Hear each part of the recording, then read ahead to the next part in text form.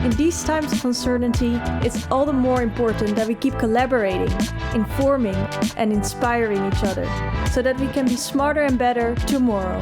Welcome to the Pakhuis de Zwijger livecast.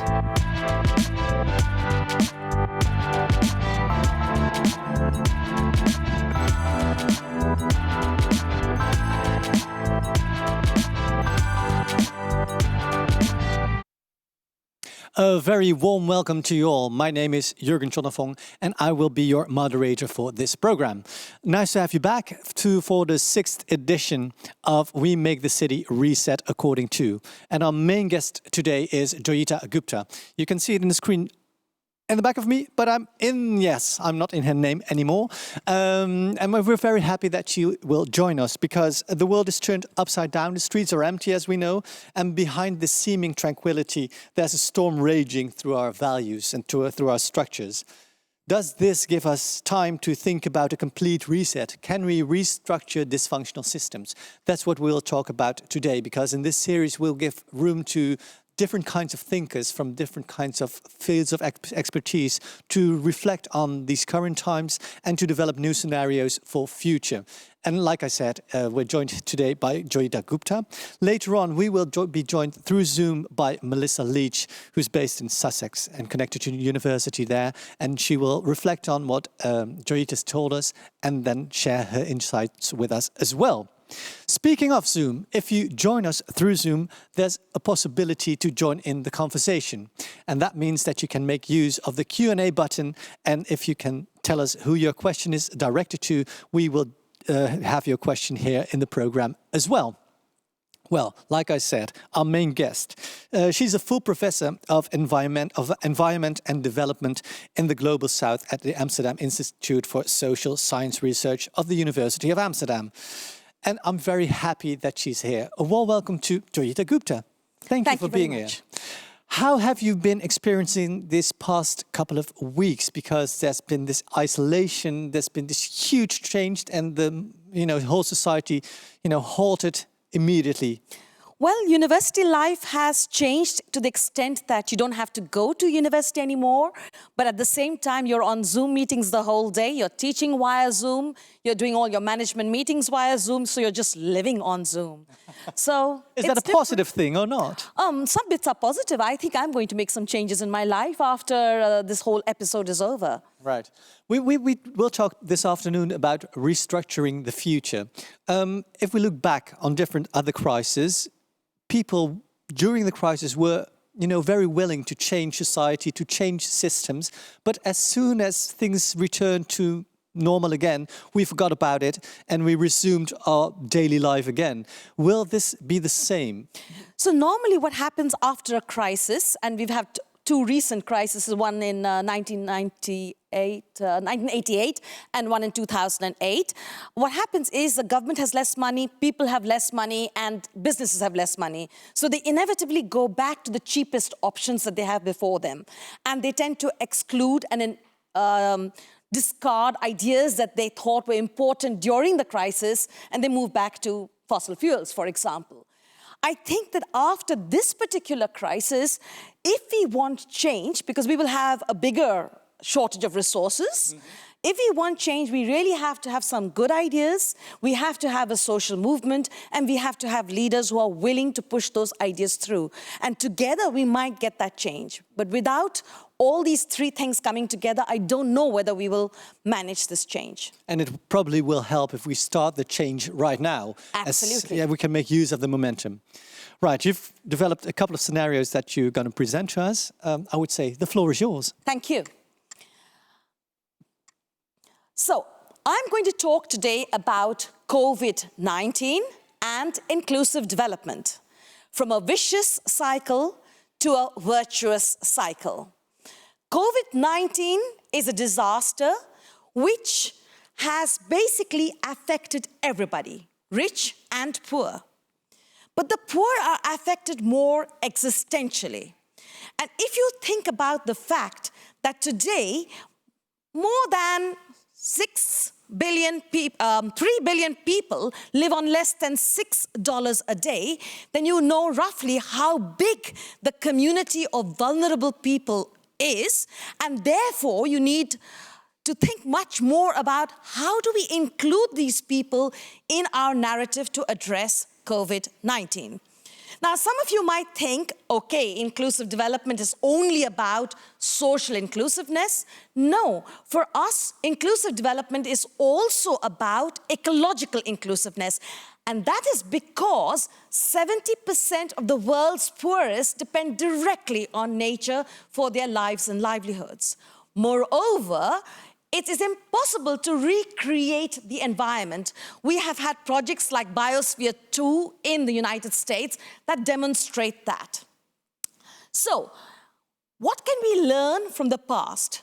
Here we have photographs from Ecuador which reflect and show you what oil excavation can do to communities years after the excavation has stopped, the extraction has stopped. And question is, can we learn from this? So my question for today and in the framework of COVID-19 is, how do we use COVID-19 to turn the vicious circle of environmental degradation, social inequality, and poor health into a virtuous cycle promoting a healthy planet for healthy people? Recently, in 2019, the United Nations Environment Programme came out with its report called Healthy Planet, Healthy People. If you look at the cover in front of you, it basically shows the world we would like to live in.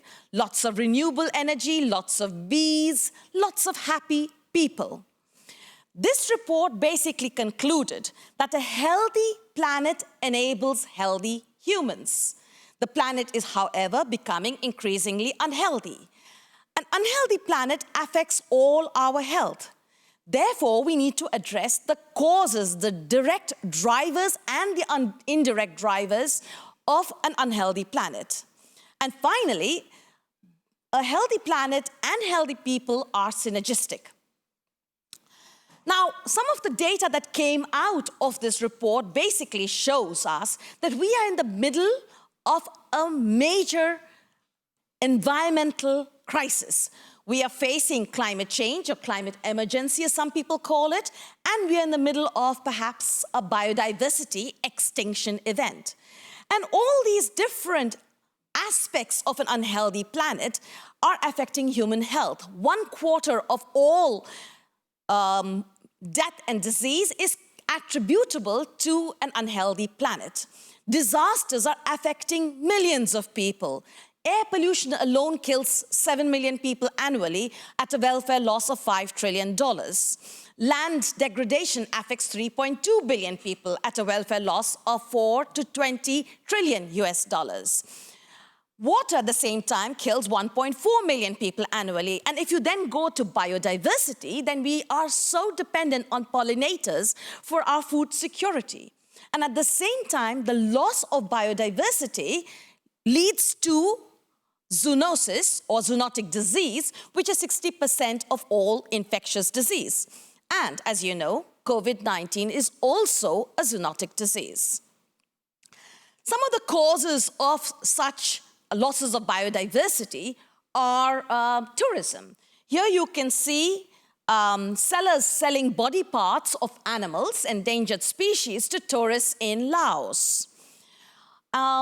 Every day, I believe, every hour, every minute, the deforestation is going so fast that every minute we are losing more than a football field in terms of forests. So, what has happened with COVID-19? It's a new disaster on top of the existing disasters. And at the height of the disaster in terms of lockdowns, and you see in red the countries that were on lockdown, you see that the whole world has been brought to its knees by COVID-19. Now, what does this do to the economy? It basically ensures that the economy collapses. The question now is, following this collapse, what is going to happen? What will be the direction in which our economy will recover? So, when people try to solve problems of the global planet using sustainable development, they try to balance social, ecological, and economic issues. The problem with doing that is that only the economy is measured in money. So whenever you try to make a decision, it tends to go towards protecting the economy. And people tend to ignore the fact that in 2007, the ecosystem services of the earth were valued at 125 trillion US dollars. Of course, this is not real money. This is the money that you would imagine it would cost if you were to value this. At the same time, we look at social issues. Well, the value of unpaid work is also not calculated within GDP. So the problem with sustainable development sometimes is that you move towards an economic storyline which brings you towards promoting the economy.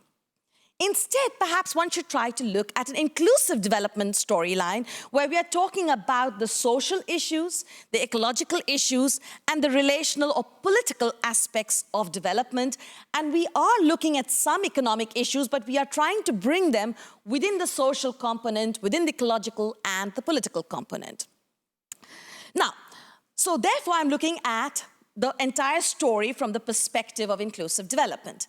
Now let's move to analyzing how environmental problems or social problems can be assessed. One can look at the drivers, what causes the problem, the pressure, what is the direct cause of the problem, the state, how is vulnerability organized, who is more vulnerable than whom, then impact, who is affected, and finally, how do we develop the responses to deal with the drivers, pressure, state, and impact?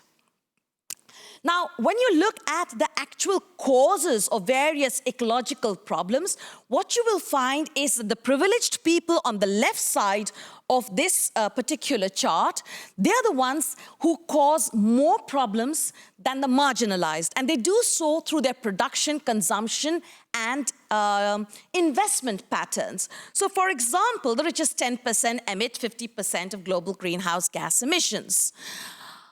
If you then look at who really gets affected by all these different kinds of problems, it's generally the marginalized who get affected more. So if you look at household air pollution and what it does to the lungs of people, then basically you see that that mostly affects the very poor women in rural areas and their children. The least developed countries are also those that are generally more badly affected by climate change. And now, because tourism has stopped, they're also affected because of the loss of revenue from tourism. So there is a slight difference between who causes the problem and who is affected by the problem. Now, let's talk about COVID-19. I would argue that the underlying reasons, the drivers for COVID-19 include the way we have designed our pursuit for GDP and technology. It's also because of the impacts of climate change, and then there are demographic drivers as well. If you then look at the direct causes of zoonosis, then that is a combination of globalization, land use change, overexploitation of resources, climate change, and again, invasive species. If you look at who is vulnerable, so we're looking at state, then you're looking at the fact that mostly people in informal settlements don't have access to water, sanitation, and hygiene services. Many of them live in tiny places and don't have the luxury of social distancing. And most don't have easy, accessible healthcare and safety nets. If you look at the actual impacts, and of course, diseases and death are spread throughout the earth at this moment, and they're moving towards the slum areas, the informal settlements. There is a huge stress on human health and the healthcare system, and those who are sick are losing their jobs. If you then look at the response strategies of most governments, well, most of them are not focusing on the drivers and pressures. Maybe to some extent they're closing down the airline companies, and that is perhaps one element of globalization. But they're primarily focusing on the rich people. They're not focusing on the people who live below $6 a day. And so the lockdown is very often not proportional to the problems and needs of these extremely vulnerable people, nor does it take the impacts on the poor and the vulnerable into account. So you can see newspapers who are discussing that COVID-19 will pose particular threats to the world's slums and to people who live in these dingy settlements and apartments.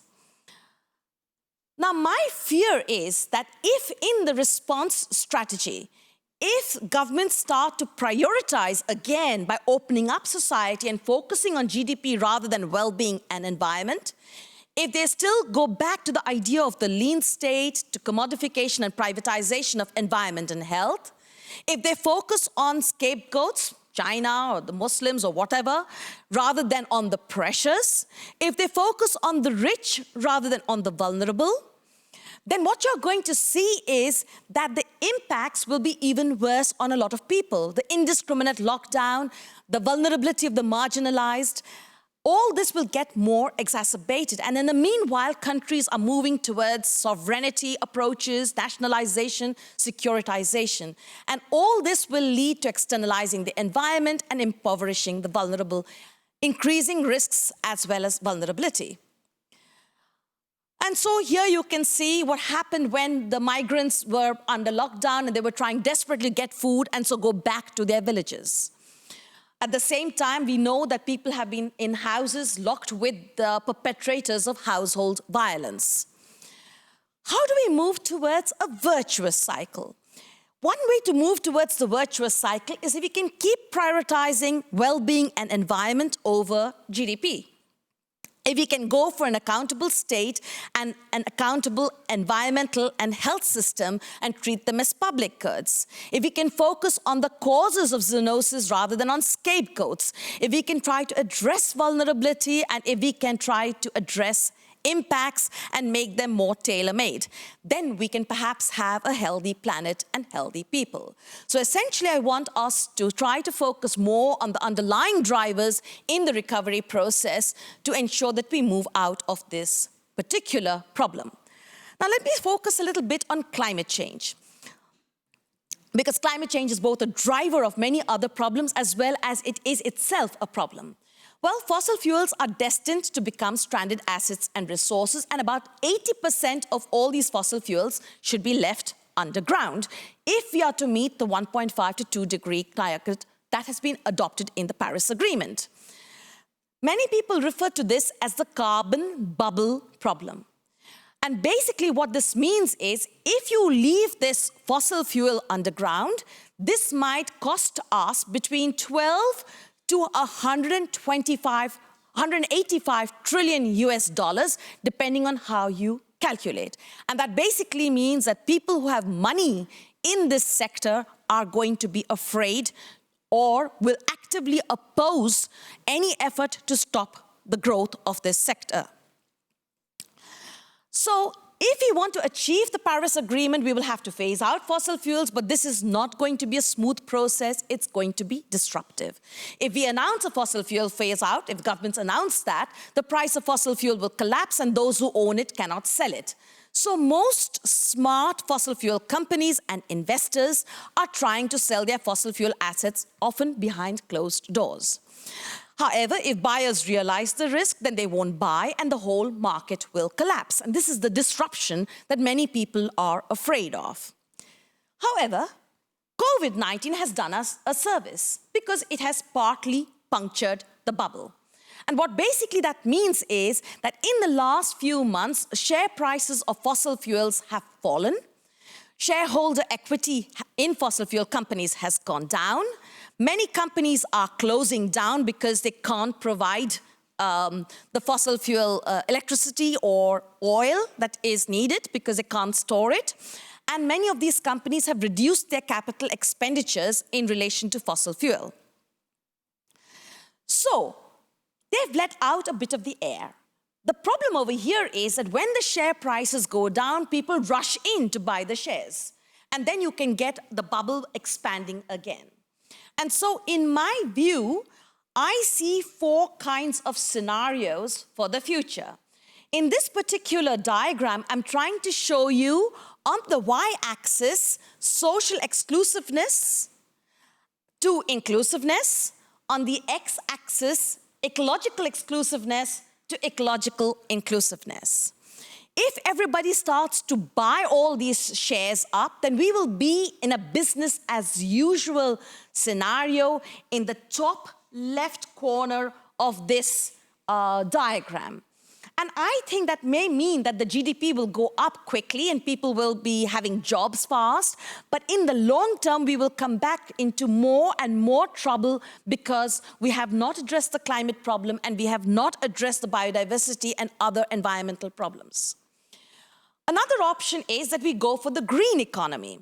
And a lot of people are very fond of this, including the European Union. In the green economy, and that's on the top right, you focus on the ecological dimensions, but you don't spend that much time on the social dimensions. My gut feeling says that if you exclude people, if you exclude the most vulnerable people worldwide, you will have a major response from these people. You will get lots and lots of new problems as a consequence. And I don't think this is going to be sustainable in the long term. You will have many, many more refugees, many, many more migrants worldwide. If you go to the bottom left side, then there you are seeing the future scenario looking at trying to address the employment situation and meet social needs of people, but not necessarily address the ecological dimension. This is because everybody is poor, the people, the businesses, and the governments, and so they go for the cheapest options ahead, which is externalize the environment, use fossil fuels. And then again, I think maybe you might be able to raise your GDP, but after a while, you're going to come back into this vicious circle of increased risk and increased vulnerability. Even though the vulnerability of humans may go down, the vulnerability because of environmental degradation will go up. In my last scenario on the right side, that is my social and ecologically inclusive scenario. And over here, what you're trying to do is spend your money on renewable energy. Many governments are going to spend between 1% and 10% of their budgets for the recovery process. So instead of helping the CEOs, if they would help those who would lose their jobs in the fossil fuel sector and try to help others, then the question is, how can this particular group of vulnerable people be helped by the way the state spends its money? And at the same time, how can the state use this money to push for an ecologically friendly future? And then my feeling is perhaps the GDP growth may not go up quite so fast in the short term, but in the long term, it will be going up. And now we're not talking about GDP alone, we're talking about climate and COVID-19 resilient development. Because that's what we want, a world that is able to deal with the sudden disasters like COVID-19 and the creeping disasters like climate change that are also becoming more rapid, but still people are not taking action fast enough. So I would try to say that there is a narrative in the bottom right corner on which we need to focus our energy. So basically, if I'm trying to conclude my story, I've basically argued that at this moment of time, we are in the middle of an environmental crisis and a health crisis. And those two existing crises have been exacerbated by the COVID-19 crisis.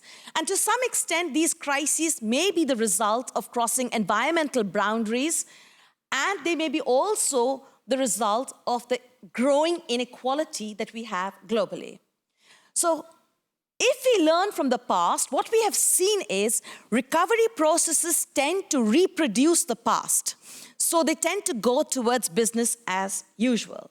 Because governments become poorer, businesses become poorer, and individuals become poorer, everyone goes for the cheapest option.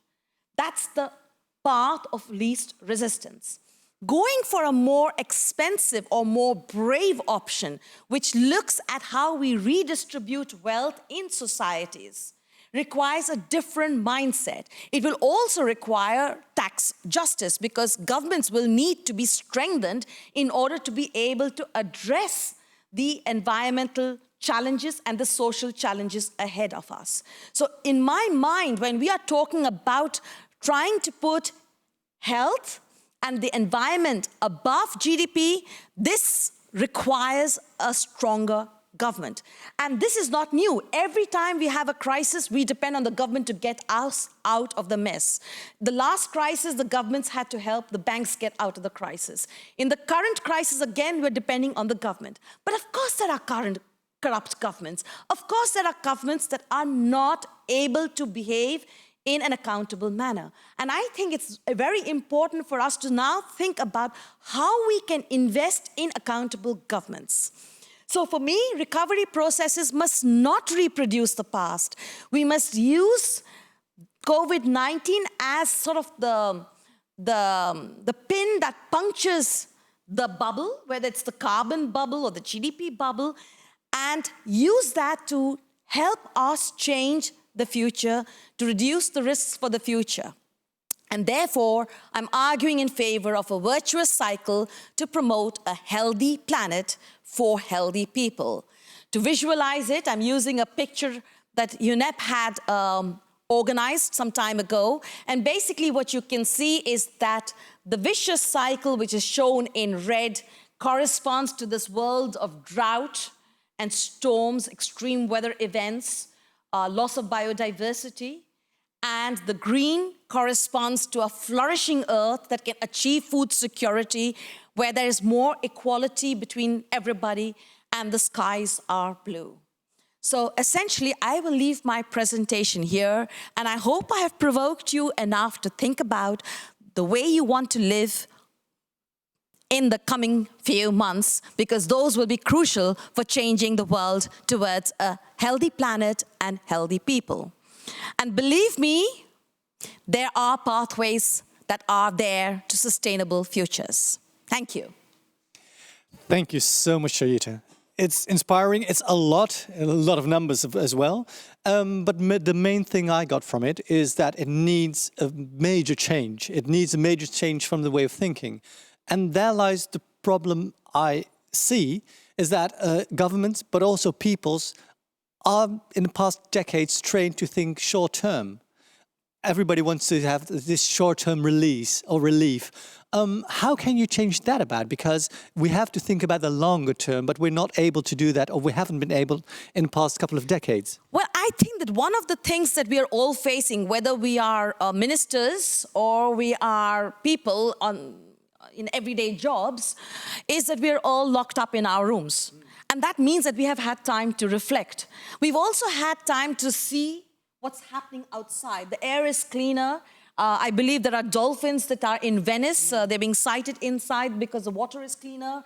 You can see the Himalayas from quite far off places which you could not see before. So, you know, people at this point of time may want to reflect on the kind of world they want to live. And they're getting this brief insight into what that world would look like because the air is cleaner and the roads are less crowded, etc. And I think that there are also certain choices that each one of us may see in our daily lives. Maybe we don't have to go to work every day and crowd the trains or crowd the cars. Maybe there are things we can do online which are more energy efficient. So I think we might be able to reflect more on longer term issues. On one hand, I can imagine, but you know, if the skies above the Himalaya are clear, or if the waters in Venice are clear, it's a pity that I can't visit them because I want to be a witness of that. Yes, but maybe you don't want to visit it now because even in Amsterdam, everything is cleaner.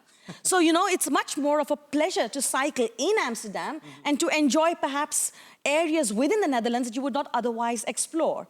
But I'm not against a return to tourism or something like that. I'm just saying maybe many of us will reconsider whether every single academic conference to which we go to for 2 days is worthwhile. Maybe we can do it just as well through Zoom. So maybe one could start thinking about reducing the number of travel. I'm not going to talk about a completely boring future. Right. It's about making choices, being aware of the choices that they are. And people are mainly inclined to have change if they're affected immediately by it. There's also this theory that even though you're not seemingly affected immediately by it, there's this boomerang effect. Can you explain to us what the boomerang effect is?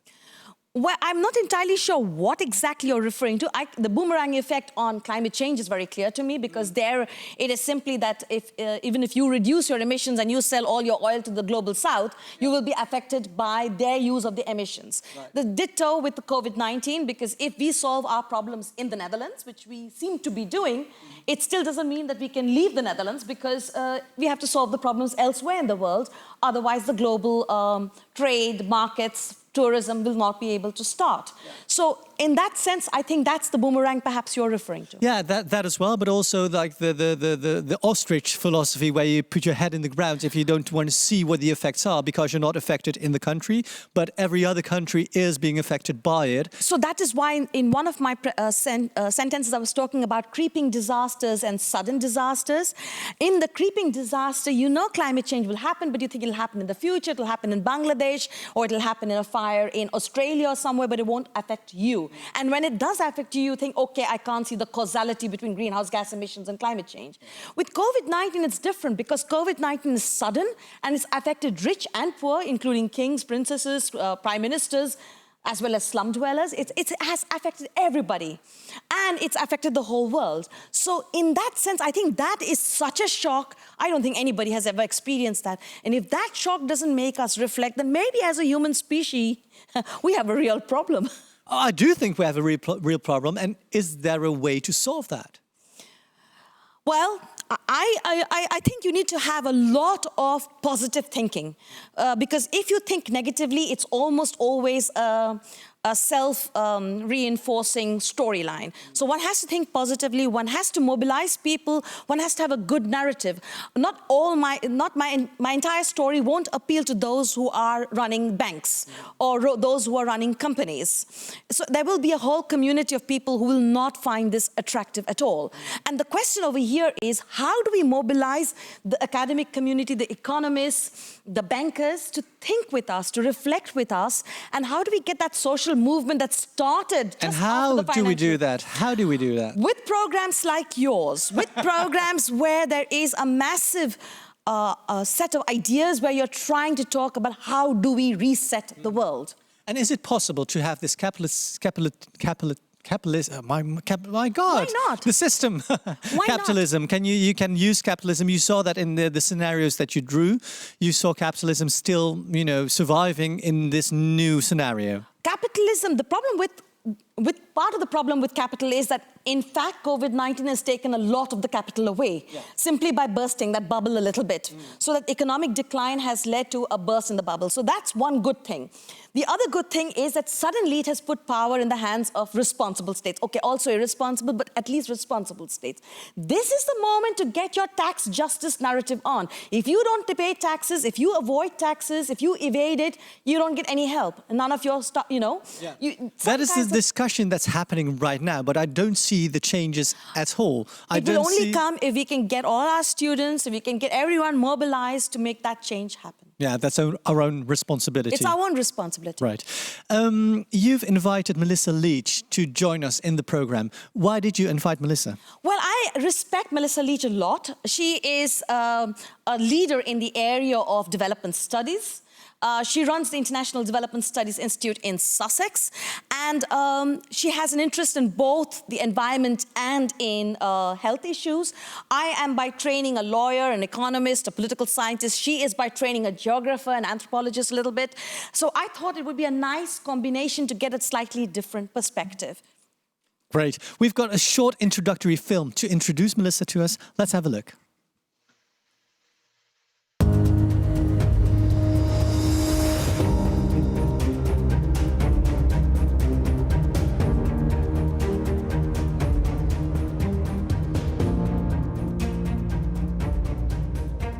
The modelling of diseases by epidemiologists and virologists, which is used to respond to outbreaks, are only as good as the assumptions that they're based on.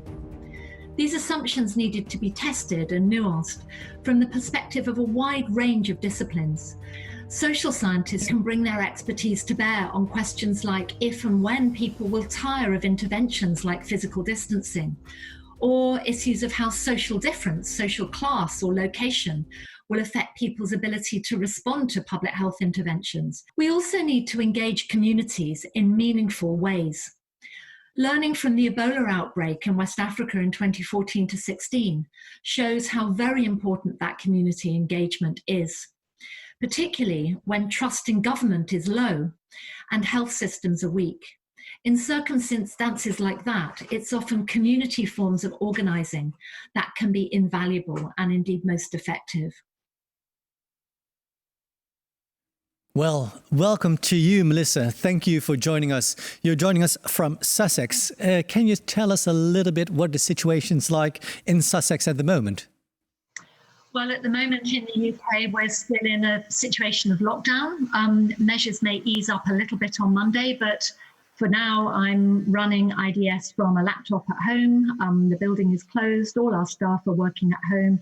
We're doing our field work and research online. And everybody in the UK, well, the streets are largely empty. People are going for walks, but isolating into their own families. And they've taken their lives virtually online in much the way has happened in other European countries. And we're in that reflective mode, as Joyeeta has so clearly outlined. Yeah, that reflective mode that you're talking about, what is your opinion about this major change that we're experiencing at the moment? Is it a good thing or not? Well, I mean, I think there are many different levels at which we need to look at the COVID-19 crisis. I mean, of course, it's a health crisis of major proportions. It's killing people to different degrees in different parts of the world. And I think we have to pay major attention to the differences in vulnerability. I mean, I work a great deal in African countries, and it's been actually surprising that the levels of illness and death that I think many of us expected have not transpired there. And so there are big puzzles really about how the demographic factors, the age profiles and so on might be making things rather different there. But this is clearly a public health crisis of enormous proportions. But it's also, of course, become a social and an economic crisis, largely to do with the effects not just of the disease, but of the public health response and the very draconian and highly regulated responses that have unrolled in many parts of the world. I think we need to be asking questions about whether those responses are proportionate to the level of the disease, whether they are ethical, and the kinds of damage and problems that they're creating for people's lives and livelihoods, whether it's because people are in low-income settlements where they simply can't do the kind of physical distancing that is being asked for, or whether they're just suffering the effects of unemployment, loss of livelihoods, loss of income through the kinds of recession that is now being put into place. So I think there are big questions about proportionality and about the secondary impacts that we're now seeing unfolding from the public health response as other diseases go untreated, as vaccination programs don't happen, as people don't go to hospital for other kinds of illness. And we may see bigger secondary health impacts down the line, as well as these very important livelihood impacts. Right. But then thirdly, and I think this is really the issues that I really have appreciated Joyeeta's talk touching on, is whether the crisis provides an opportunity for a reset, for a rethink, and to do what in the disaster reduction literature is often called building back better.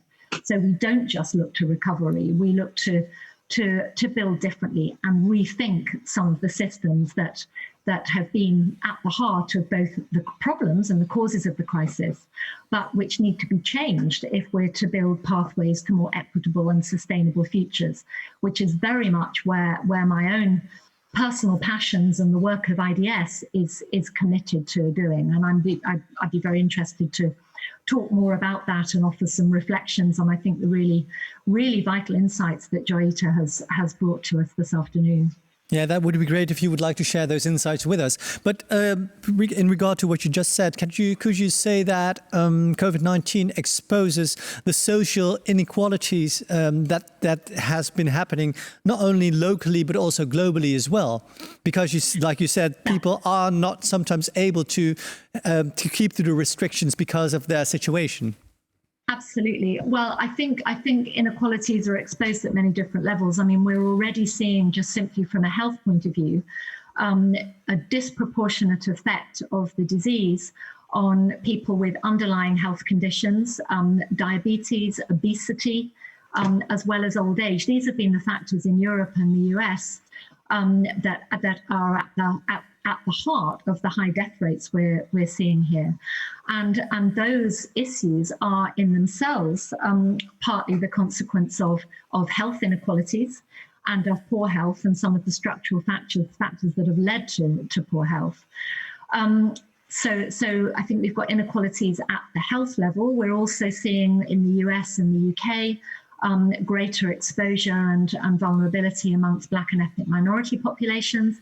Not yet clear quite what the factors are involved there. It seems to be relevant across social class. So social class may be relevant, but it's not the whole story. So there are all kinds of health vulnerabilities at stake.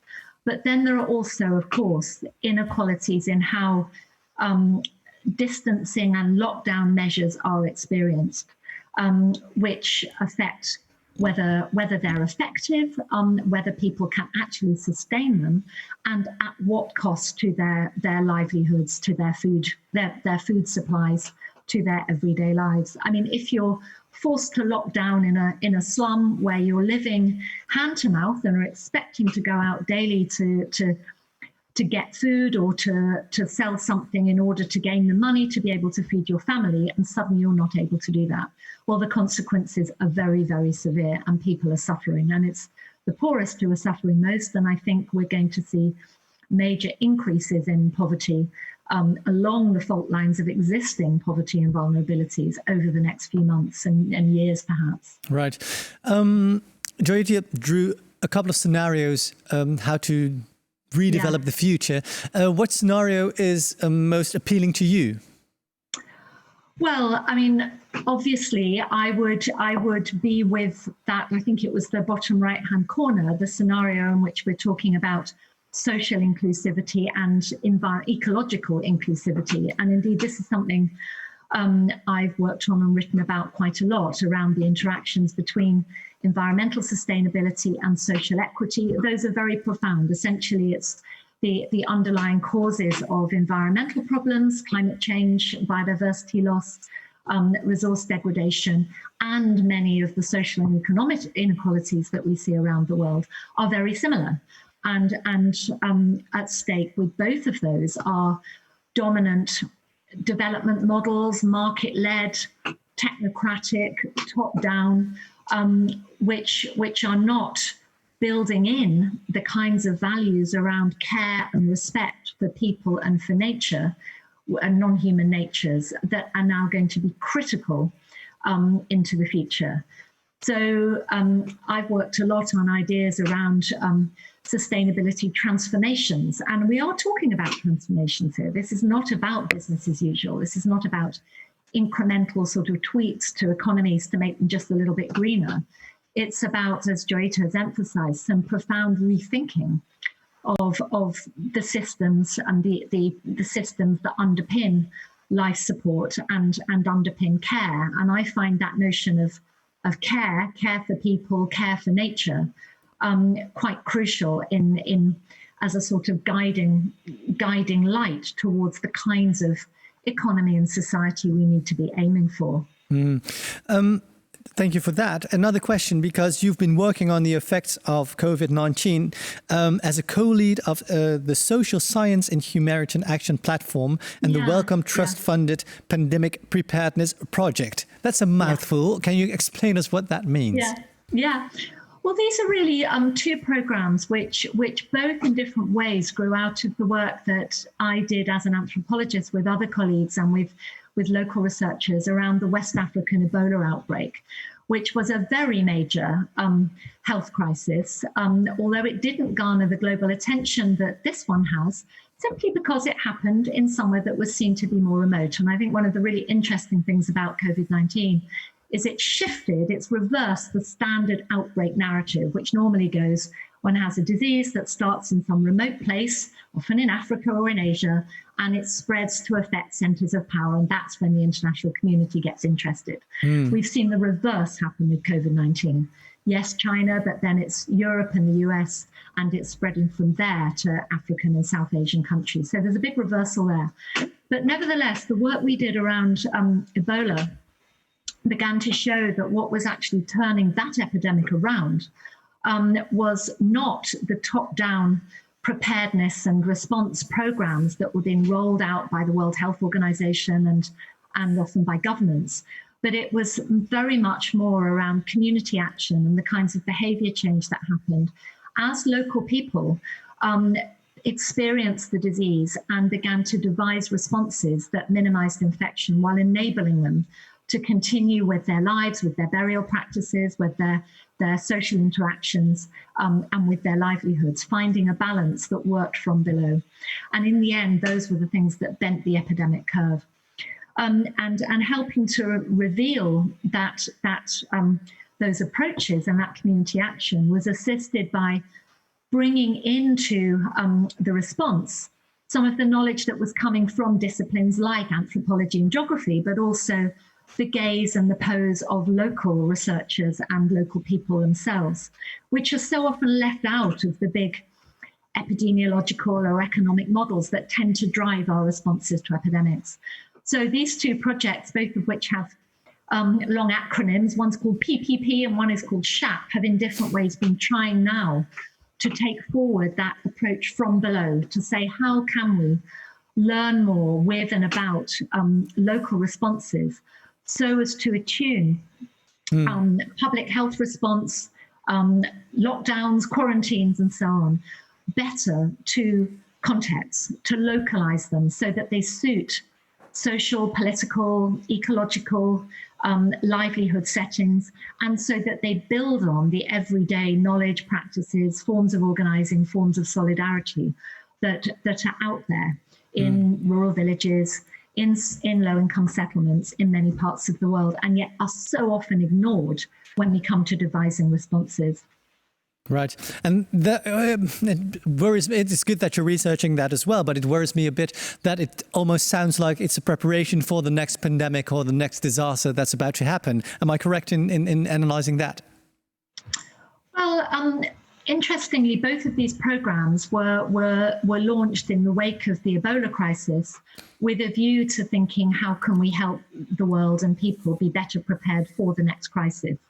And more or less, as we launched both of them, COVID-19 hit. That was not expected. So we've actually pivoted our work in both of those to track how COVID-19 is unfolding. So in our pandemic preparedness project, it's now become a response project and is working with people in Uganda and Sierra Leone and Senegal, as well as globally, to sort of build responses from below. And the Social Science and Humanitarian Action Platform, all of our work over the last few months now has been focused on providing briefings which can help to inform responders to COVID-19. So we've been doing briefings on safe burials, on shielding, on how physical distancing can work better for poor people in difficult settings. And we've done a lot of regional and locationally focused briefs on things like low-income settlements or the plight of people in refugee camps or in prisons, for instance. So that's about now. But I think we do have to prepare for the future, because this is, I mean, we're going to be in a world where, as Joyeeta has emphasized, crises and shocks are the norm, actually, whether they're short, sharp shocks with long tails and drawn out consequences, as we're seeing with the current pandemic, or whether they're, as she put it, creeping crises, which build up more slowly, but may end up being deeper and more profound, as is the case with climate change. Right. And I think we need to think about resilience as the watchword for future development, and think about how we can build resilience, but not just resilience in terms of a bouncing back to the status quo. We also need to be tackling those underlying vulnerabilities which make people and places, and the globe indeed, vulnerable to disasters of this kind, and try and look towards pathways which can be more protective, actually, and can actually try and generate ecological and social futures which are better able to withstand shocks, but also make sure that the impacts of those shocks are felt less badly in terms of exposing fragilities in our systems. And that's what COVID's really done, is it's exposed cracks in more or less all the systems that we've relied on for livelihoods, for economy, for health. Yeah. For environment. And there's an opportunity now, I think, to build, not just to build back, but to build differently and Right. think about transformative approaches to development. Yeah, it's about resilience and almost flexibility as well, to improvise and to change the systems that we're dealing with right now. Thank you so much for now. And please stay with us, because we'll continue the conversation here, but we will go back to you to hear your opinion as well. But thank you so much for now. Joyeeta, there's a question from the audience from Zoom. It's a question from Lucas Smits, and he asks, Professor Gupta, this is Lucas from Wageningen, and responding to the question about capitalism, how do you feel about partially nationalizing fossil fuel companies and airline companies? This would mean that the government, and thus the taxpayers, could apply pressure to these companies to become more environmentally sustainable. What do you feel about that? Well, if the governments are going to invest massively to try to get the airline companies back on their feet, which many of them are going to do, then in that case, they could try to put pressure on these companies to ensure that they include some degree of energy efficiency, maybe moving off from fossil fuels in the airline industry. So when you're investing in the recovery process, perhaps you can do some kind of conditionality. Right. So you're not negative towards that I'm not attitude. negative towards that. Great. There's another thing, because you've brought two clips that you would like to share with us. Could you introduce the first clip that you brought? Well, the first one is perhaps a little bit like Melissa was talking about building back better. I don't know if it's going to be a building back better story, but it's about how the labor ministries in India will try to improve the rights of migrant laborers. Can you please put the film on? Let's have a look. Learning from the ongoing migrant crisis, the government is set to redefine migrant workers after 41 years and plan to register them to enable access to social security and health benefits under the Employee State Insurance Corporation. The new measures, which follow large-scale migration of lakhs of workers, both in the informal and formal economy during the lockdown, are proposed under an updated code on social security, which the Labour Ministry will shortly take to the Union Cabinet. The centre is planning to enact a law on this by the end of the year. The steps are seen to be crucial, as the current legal framework is inadequate, something that was exposed by the exodus of migrants. So basically, I don't know how this is going to work out in its details, because the devil is always in the detail. But at least after 41 years, there's some degree of attention to providing some labor benefits to these people. But why? We've talked about solidarity as well. Is this why is this important for you in this case? It's very important because so many of these migrant laborers come from the village areas to work in the cities, and they live in the informal settlements. And there is a prediction that by 2050, most of the people in the world will be living in these city areas. So we'll get many, many more migrants, and those will be the people who are most vulnerable to all kinds of disease as it is, because they can't access drinking water or sanitation services, clean air, because they often live in houses without doors and windows. I mean, they're just shacks. Yeah. So it's going to be quite complicated. But isn't that also an example of our, patterns that we used to think of? Because it has been said that people are, migrating to cities more and more, and that's a development that will happen. But because of COVID-19 or other disasters that are about to happen, could you also develop a scenario where it's more about mobility? So not everybody lives in the city, maybe works in the city, but the mobility is being enhanced? I would argue differently. I would say that there is a great need for most countries to invest heavily in rural areas, and that with all kinds of new technologies, living and working and studying in rural areas should become much more easy in the future. So I would try to suggest that we would try to have a global community where the rural area is just as much emphasized as the urban. The mobility storyline is not something that works very easily with migrant communities. communities. They come from very far away. They go to places of opportunity and they can barely go back home often. No, I'm not saying that they're staying in the countries of origin, but then not being based in a city, but being based in satellite villages that provide, laborers for the city, for example. Could be, but then the conditions under which these people work should be significantly better, which basically requires a redistribution of wealth from those who have much more to those who have less, which is why I was talking with tax justice. Without tax justice, none of this will work. Absolutely. There's a second clip that you brought. Can we have it? The second clip is about energy, and it's about the fact that right now global demand for energy has gone down, and maybe we'll put the film on. Let's see.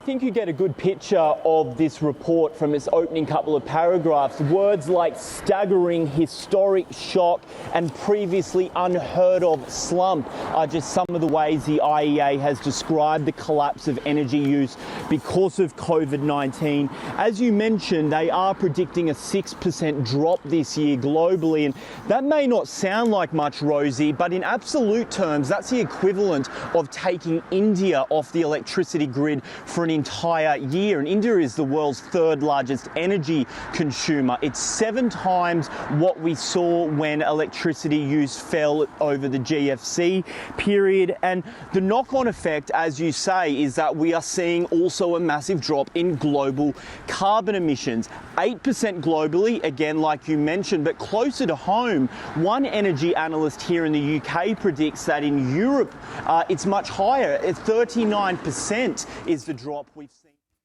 Right. Why was it important to show us this? Because this is partly how the carbon bubble is being leaked, so they're getting a puncture into this carbon bubble. It's also the way the capitalist system is getting a little bit of a leak in it, because people who invest, it's only people who are really rich who have investments in all these sectors. Yeah. So it's people like us who have pensions, because pensions funds have invested heavily in these sectors. It's also the banking sector.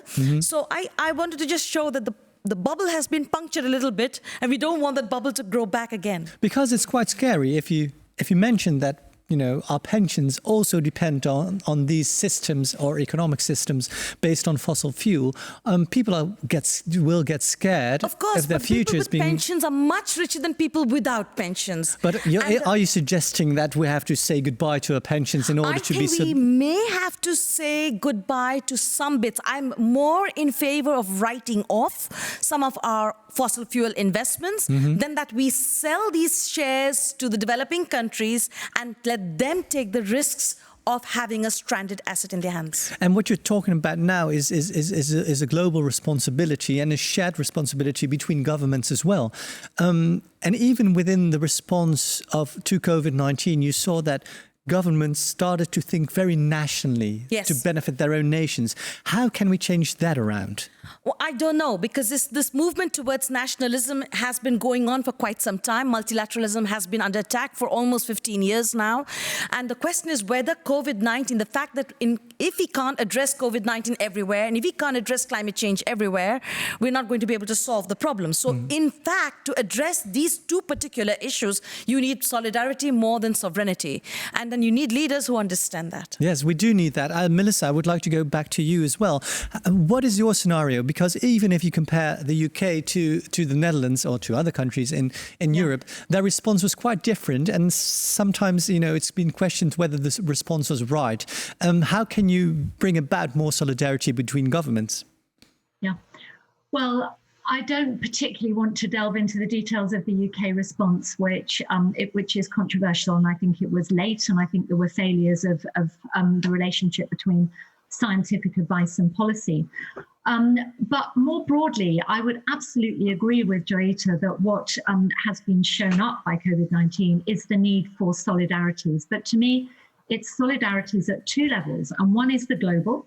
And I think we have seen some positive moves. So the global efforts around vaccine development and around drug development and around sharing information have been positive.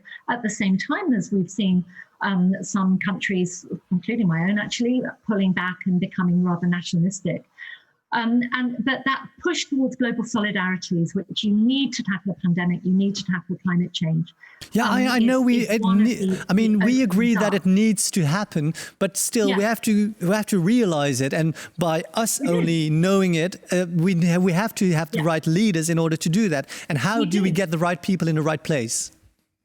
Well, I think we have to work with and support and recognize and applaud the leaders who are taking this kind of view. But I think also we need to recognize local solidarities. And that's been the other success story, in a sense, that we're beginning to see through COVID-19, and where I would also pin some of my seeds of hope for a more positive scenario, which is actually in the civic action, the community solidarities, the neighborhood networks, which have in some places sought to overcome some of these vulnerabilities and really bad areas of outcome and impoverishment for people, and which are also trying to hold states to account.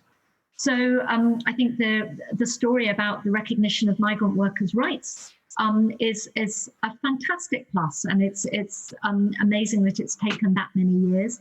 My understanding is that change has not just been driven by a sudden whim from the Indian government. There's also been a push from below, from activists, from campaigners who've been arguing for migrant workers' rights for some time. And there are many other issues around which social mobilization and the recognition of local rights and opportunities for new rights claiming are really important. And I would add in, for example, recognition of informal economies and rural economies, another point that Joyeeta has made. So often we ignore and write off what's happening in rural settings, or the informal sector is assumed somehow to be not kind of properly contributing to the economy. Yeah. And yet this is where many, many workers and people are sustaining their livelihoods. I think it's time that we re-recognized and brought back into the picture some of these more locally based economies, ways of living, both because they're more effective, they're often more climate friendly, and they're more compatible with sustainable futures. They're often more equitable, and also they can place some of the pressure from below that is needed for states to then respond and do their thing in relation to global efforts. So I think there are some synergies there to be built. Right, and that means that you have to work on accountability from states. Another point that Joyeeta made. Yeah, so that means that you have to work on different levels simultaneously in order to bring about that change and be aware of local movements as well and include them for the bigger picture. Because of time, I have to say goodbye to you already because time's running out. So thank you so much for now, Melissa. I hope to speak to you again soon. Thank you very much indeed. It's really great, and thank you, Joyeeta, for very stimulating talk. Thank you, Melissa. There's a final question from the audience for you, Joyeeta, before we say goodbye. Sonia Mais is wondering how tax justice could work. Could you elaborate shortly on that? Tax justice basically means that we try to find ways in which we close down all the loopholes that we have in the tax system. And we also try to ensure that those who earn the most and those who have more wealth pay more than the rest. And that already is there to some extent, but it's just not good enough. At the top, there's too much of concentration of income and wealth. And I'm talking about solidarity. If there's a global agreement to do that as well, there won't be loopholes or tax havens where you can go to in order to store your money. Thank you so much. Thank you so much for now. We've been talking about a lot today, and we've scratched the surface, but what was made very clear by Joyeeta is that a major change globally is needed, and major solidarity is needed for that as well. There are challenges ahead, but as soon as we include new perspectives on the new scenarios, we will be able to bring about that change. So thank you, Melissa, and thank you, Joyeeta, for sharing your stories for now. Before I say goodbye to you, I would like to ask your attention for the following. There will be a new edition, the 7th edition of this program, We Make the City, from now on. That will be on June the 8th at 3 o'clock. There will be a live cast, and our main guest then will be Marlene Sticker. So please join us for that program as well. If you're interested in other programs that will will be shared through livecast. Please go to the website of Pakhuis de Zwijger, and there you will see our program for the next couple of weeks. And finally, if you would like to make a contribution to the programs in these, let's say, challenging times, that's possible. If you go to www.dezwijger.nl/pay, you can leave a contribution there, and that will benefit the programs directly. Well, this was it from Pakhuis de Zwijger. Thank you so much for joining us. Again, a great thank you for our guests for these inspiring examples and talks. And I hope to see you next time. Bye-bye.